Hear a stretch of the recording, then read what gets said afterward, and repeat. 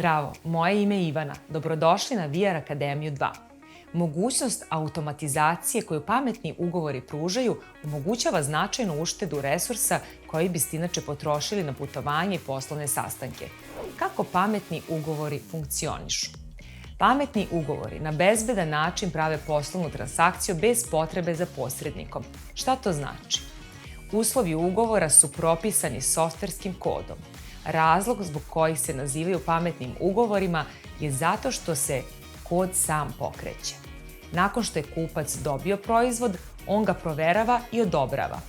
To odobravanje automatski pokreće elektronski signal usmeren ka softverskom kodu koji ga dalje prosleđuje validatorima.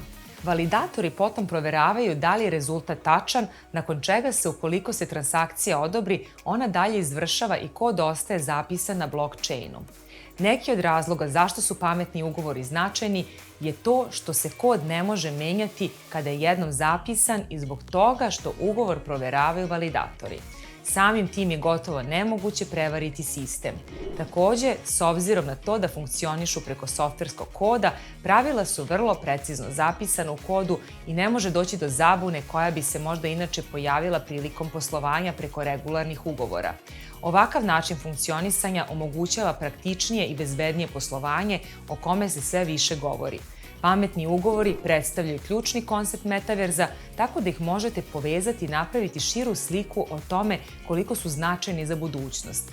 Ipak, pametni ugovori se takođe i dalje razvijaju, ali zasigurno predstavljaju inovaciju koju treba ispratiti.